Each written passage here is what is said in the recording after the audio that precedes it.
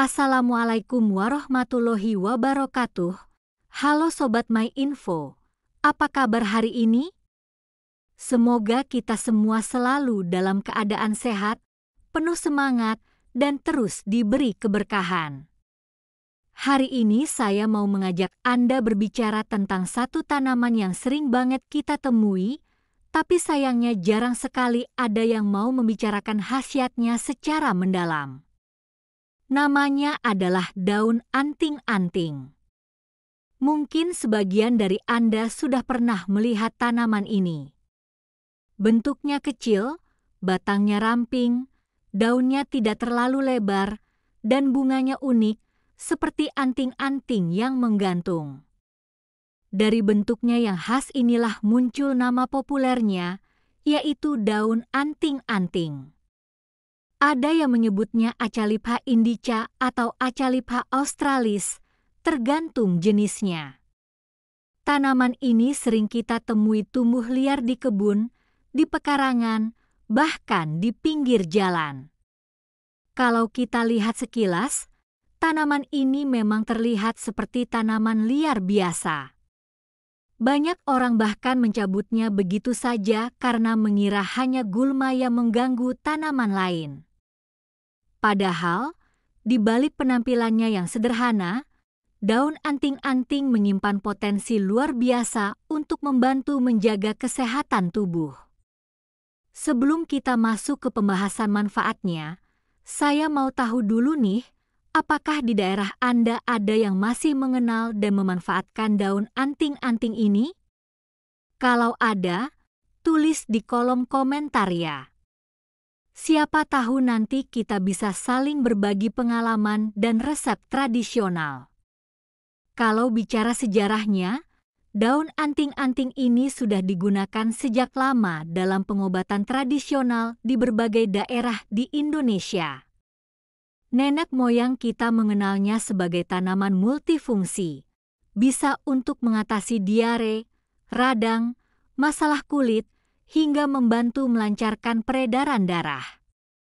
Beberapa catatan herbal bahkan menyebut tanaman ini punya sifat antibakteri, antiinflamasi, dan diuretik alami. Mari kita bahas satu persatu manfaatnya dengan lebih santai tapi mendalam. Pertama, daun anting-anting terkenal bisa membantu mengatasi diare. Masyarakat desa biasanya mengambil beberapa lembar daun segar, mencucinya sampai bersih, lalu merebusnya dengan air secukupnya. Air rebusan inilah yang kemudian diminum hangat-hangat. Rasanya memang agak sepat dan sedikit pahit, tapi banyak orang bilang ampuh untuk menghentikan diare ringan. Kandungan tanin pada daun anting-anting bekerja sebagai astringen, membantu mengurangi sekresi cairan di usus. Kedua, tanaman ini juga sering digunakan untuk meredakan peradangan. Misalnya, kalau ada bengkak pada kaki atau tangan, daun anting-anting yang sudah ditumbuk halus bisa ditempelkan langsung pada bagian yang bengkak. Kandungan antiinflamasi alaminya membantu mengurangi rasa nyeri dan pembengkakan. Cara ini juga sering digunakan untuk mengatasi memar atau terkilir. Ketiga, daun anting-anting punya khasiat membersihkan darah. Dalam pengobatan tradisional, konsep membersihkan darah artinya membantu tubuh membuang racun atau zat-zat yang tidak dibutuhkan, sehingga peredaran darah lebih lancar. Orang-orang percaya bahwa minum rebusan daun anting-anting secara teratur bisa membuat badan lebih segar dan kulit lebih cerah. Keempat, tanaman ini punya sifat diuretik, artinya membantu melancarkan buang air kecil. Ini bermanfaat untuk orang yang mengalami anyang-anyangan atau infeksi saluran kemih ringan. Dengan lancarnya buang air kecil, bakteri yang ada di saluran kemih bisa ikut terbuang, sehingga proses pemulihan lebih cepat.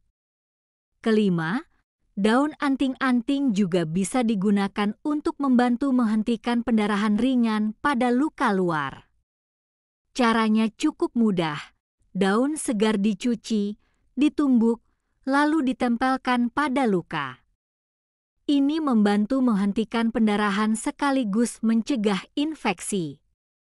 Teman-teman, selain manfaatnya yang banyak, daun anting-anting ini punya kelebihan lain, sangat mudah tumbuh. Dia bisa hidup di tanah yang miskin unsur hara, di bawah sinar matahari langsung maupun teduh, dan hampir tidak memerlukan perawatan khusus. Jadi, kalau mau menanamnya di halaman rumah sebagai apotik hidup, sangat memungkinkan. Tapi tentu saja, walaupun tanaman ini bermanfaat, penggunaannya tetap harus bijak. Untuk penderita penyakit tertentu atau ibu hamil, sebaiknya konsultasikan dulu dengan tenaga medis sebelum mengonsumsi daun anting-anting. Ingat, pengobatan tradisional adalah pendukung, bukan pengganti pengobatan medis. Nah, saya mau tanya nih, siapa di antara Anda yang punya pengalaman pribadi menggunakan daun anting-anting? Apakah benar-benar manjur? Ceritakan di kolom komentar, biar kita semua bisa belajar dari pengalaman tersebut. Kalau bicara lebih panjang lagi, saya juga ingin mengangkat cerita-cerita masyarakat dari berbagai daerah. Misalnya, di Jawa Tengah, daun anting-anting digunakan untuk anak kecil yang demam tinggi. Mereka percaya bahwa merebus daun ini lalu meminum airnya bisa membantu menurunkan panas. Di beberapa wilayah Kalimantan, tanaman ini ditumbuk bersama dengan daun lain untuk membuat ramuan anti bengkak. Kandungan kimianya juga cukup menarik. Ada flavonoid yang berfungsi sebagai antioksidan, membantu melawan radikal bebas. Ada saponin yang punya efek antibakteri dan memperkuat sistem kekebalan tubuh. Ada juga alkaloid yang membantu mengurangi rasa sakit ringan. Jadi wajar kalau daun anting-anting dimanfaatkan untuk berbagai keluhan kesehatan. Kalau Anda ingin mencoba membuat ramuan daun anting-anting, caranya sederhana. Untuk diminum, cukup rebus segenggam daun segar dengan 3 gelas air sampai tersisa 1,5 gelas. Dinginkan sebentar, lalu minum pagi dan sore. Untuk penggunaan luar, cukup tumbuk daun segar lalu tempelkan pada bagian yang bermasalah. Akhirnya, saya ingin mengingatkan bahwa kekayaan alam seperti ini harus kita jaga.